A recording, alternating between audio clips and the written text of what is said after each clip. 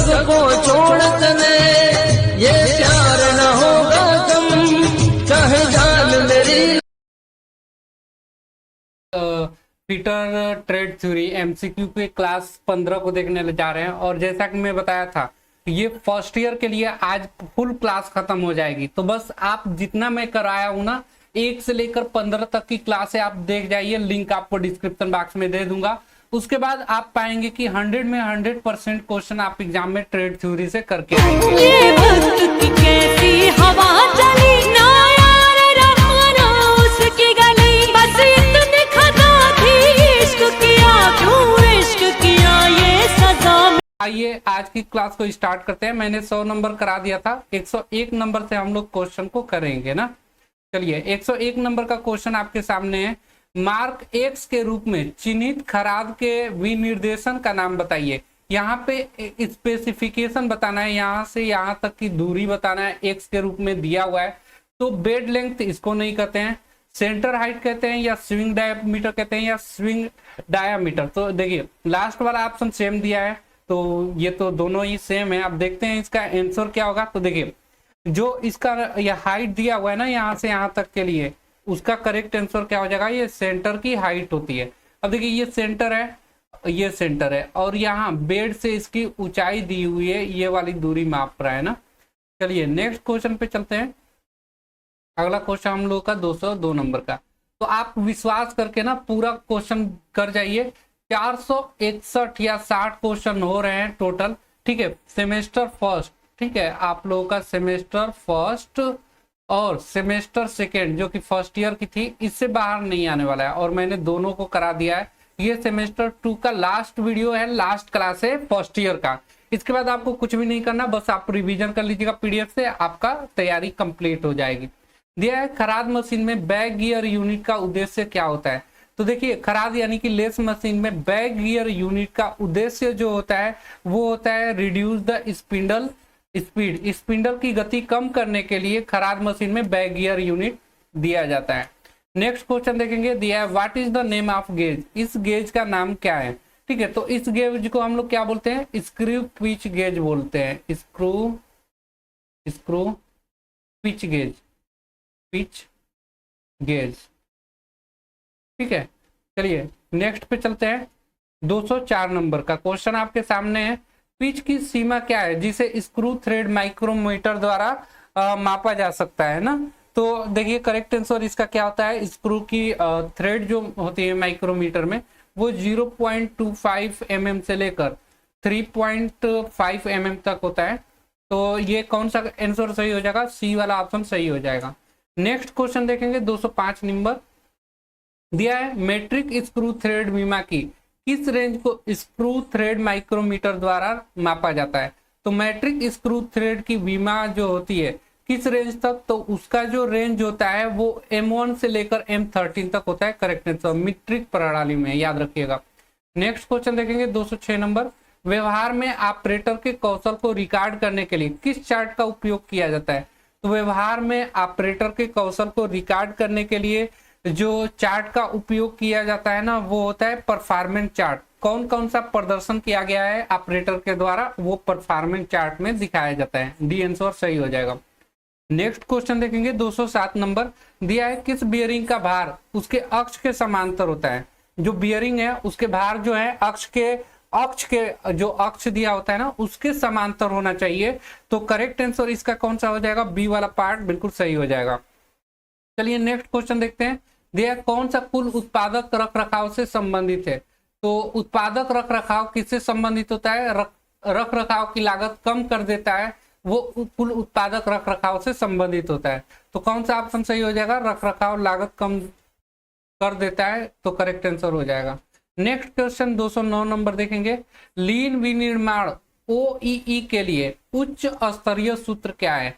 तो लीन विनिर्माण OEE के लिए जो उच्च स्तरीय सूत्र है ना वो है देखिए अवेलेबिलिटी गुणे प्रोडक्टिविटी और गुणे क्वालिटी, ठीक है। तो कौन से ऑप्शन में अवेलेबिलिटी क्वांटिटी दिया हुआ है, मैं क्वालिटी बोला था ना, देखिए यहाँ पे क्वालिटी होता है और प्रोडक्टिविटी बोला था। तो अवेलेबिलिटी है लेकिन क्वांटिटी नहीं होता है। अवेलेबिलिटी, प्रोडक्टिविटी, क्वालिटी, ये वाला ऑप्शन सही है। बाकी पढ़ेंगे, प्रोडक्ट आउटपुट नहीं होता है, क्वालिटी होता है, अवेलेबिलिटी भी होता है, लेकिन यहाँ पे प्रोडक्टिविटी रहता तो ये भी सही हो जाता है ना। तो इस प्रकार बी ऑप्शन सही होगा। नेक्स्ट क्वेश्चन देखेंगे, दिया हुआ है असेंबल तकनीक की विधि को पहचाने। ये कौन सी असेंबल विधि आपको यहाँ पे दर्शाया गया है वो आपको बताना है। तो यहाँ जो दिया गया है ना वो कौन सी विधि दिखाया गया आप लोगों को, तो डोवेलिंग विधि दिखाया गया, डोवेलिंग, ठीक है, डोवेलिंग। करेक्ट आंसर कौन सा हो जाएगा, ए वाला ऑप्शन सही हो जाएगा। नेक्स्ट क्वेश्चन देखेंगे, बोल्ट के प्रकार का पहचानना है। यहाँ पे कौन सा बोल्ट इस्तेमाल किया गया है ये आपको पहचान के बताना है। तो यहाँ जो बोल्ट क्लियरेंस होल के साथ प्रयोग किया गया है, यहाँ पे होल्स क्लियरेंस दिया गया है उसके साथ, तो कौन सा आंसर हो जाएगा, bolt with clearance hole, clearance hole के साथ बोल्ट। नेक्स्ट क्वेश्चन देखेंगे, असेंबली तकनीक में दिखाए गए भाग के प्रकार का नाम बताना है। इसमें कौन सा असेंबली का प्रकार दिखाया गया है वो आपको बताना है। तो यहाँ काटर पिन यूज किया गया है ना, तो काटर पिन यूज होने की वजह से कौन सा ऑप्शन सही हो जाएगा, काटर पिन वाला सी ऑप्शन सही हो जाएगा। नेक्स्ट क्वेश्चन देखेंगे, 213 नंबर दिया है, असेंबली तकनीक में डोवेल का उपयोग क्या है। तो डोवेल का उपयोग किस लिए किया जाता है वो आपको बताना है। तो डोवेल का इस्तेमाल जो होता है दो या दो से अधिक भागों की सटीक स्थिति के लिए किया जाता है। असेंबली तकनीक में डोवेल का उपयोग। नेक्स्ट क्वेश्चन देखेंगे, दिया है किस रखरखाव रिकॉर्ड में मशीन के चालू होने की तारीख का उल्लेख है। ठीक है, तो किस रखरखाव मशीन में रिकॉर्ड में मशीन के चालू होने की तारीख का उल्लेख होता है, तो वो होता है इक्विपमेंट रिकॉर्ड में। करेक्ट आंसर हो जाएगा। नेक्स्ट क्वेश्चन देखेंगे, दिया है बुनियादी रखरखाव में मशीनरी के टूट फूट को रोकने के लिए की गई गतिविधि का नाम क्या है। तो की गई जो विधि है बुनियादी रखरखाव में मशीनरी के टूट फूट को रोकने के लिए, वो गतिविधि का नाम क्या है, तो वो है प्रिवेंटिव मेंटेनेंस, निवारक रखरखाव। करेक्ट आंसर बी हो जाएगा। नेक्स्ट क्वेश्चन देखेंगे, दिया है स्प्रिंग पिंस का उपयोग, ठीक है, क्या है, स्प्रिंग पिंस जो होता है उसका उपयोग किस लिए किया जाता है। तो उसका उपयोग जो होता है ना असेंबली में व्यापक टोलरेंस के साथ अनुरूप होल को पता लगाने के लिए स्प्रिंग पिन का उपयोग करते हैं। बी ऑप्शन सही हो जाएगा। नेक्स्ट क्वेश्चन देखेंगे, 17 नंबर दिया है असेंबली में कौन सा बोल्ट वर्कपीस के बीच सापेक्ष चाल को रोकता है। ठीक है, असेंबली में बोल्ट जो वर्कपीस को सापेक्ष चाल से रोकता है, तो वो कौन रोकता है, तो वो रोकता है body fit bolt. Correct answer क्या हो जाएगा, सी ऑप्शन सही हो जाएगा। नेक्स्ट क्वेश्चन देखेंगे, दिया है कि कौन सी असेंबली तकनीक रिवेटिंग विधि के समान है। ठीक है, यानी कि डोविलिंग, पिनिंग, स्टॉकिंग, कौन सा असेंबली तकनीकी के, यानी कि असेंबल का मतलब होता है कि कई पार्ट्स अलग अलग होते हैं उनको एक साथ जोड़कर मशीन को तैयार करना है, असेंबली तकनीक कहलाता है। तो यहाँ जो करेक्ट आंसर हो जाएगा वो होगा पिनिंग कहलाता है। पिनिंग को ही असेंबली तकनीक रिवेटिंग के विधि के समान माना जाता है। नेक्स्ट क्वेश्चन, और ये fitter CBT exam first year की लास्ट क्वेश्चन है ना, सेमेस्टर 2 का लास्ट। तो सेमेस्टर 1 सेमेस्टर 2 मैंने 1 से लेकर 15 तक आप लोगों को वीडियो में प्रोवाइड कर दिया है, प्लेलिस्ट भी बना दिया है 1 से लेकर 15 तक की, और उसका लिंक भी आपको डिस्क्रिप्शन बॉक्स में दे दिया है। बस 1 से लेकर 15 तक आप लोग क्वेश्चन कर जाइए। आप सीबीटी एग्जाम में जो फीटर ट्रेड से क्वेश्चन आएंगे ना आपका फर्स्ट ईयर का, वो 38 क्वेश्चन आएगा, और 38 में 38 यानी कि 76 नंबर, 76 मार्क आप करके आने वाले हैं। तो बस आप एक बार पूरे रिवीजन कर जाइए। 15 वीडियो मैंने बनाया हुआ है ना, 15 डेज के नाम से हैं। तो आप क्या करेंगे, 15 डेज के नाम है, बस 15 वीडियो 15 क्लासे हैं, आप देख जाइए। चाहे आप एक दिन में 15 क्लास से देख जाइए, काफी ज्यादा लंबा नहीं है, आधे घंटे की मुश्किल से क्लासे हैं, 20 मिनट 25 मिनट। तो अगर आप 15 को 30 से भी मल्टीप्लाई करेंगे ना तो कितना मिनट हो जाएगा, 30 मिनट से भी, तो 15 × 45 450 मिनट होगा। 60 से भाग लीजिए तो कितना मिनट आएगा, कट दिया ये 6 7 42 और 3 बचा, और क्या हो जाएगा 6 5, लगभग 7.5 घंटे में आप पूरा ITI फर्स्ट ईयर CBT की पूरे क्वेश्चन को देख जाएंगे सरसरी निगाहों से। चलिए, एल्युमिनियम मिश्र बियरिंग में, मिश्र देखिए क्वेश्चन दिया हुआ है, एल्युमिनियम मिश्र बियरिंग में बियरिंग और जर्नल के बीच अतिरिक्त क्लियरेंस क्यों दिया जाता है। तो वो अतिरिक्त जो क्लियरेंस दिया जाता है उच्च तापीय विस्तार पर काबू पाने के लिए। तो एल्युमिनियम क्या होता है ना, ताप के कारण अधिक फैलाव होता है, उसमें क्षेत्रीय प्रसार गुणांक होने की वजह से अधिक फैलता है, उसी को बचाव करने के लिए हम लोग ये देते हैं, उच्च तापीय विस्तार पर काबू पाने के लिए। करेक्ट आंसर हो जाएगा।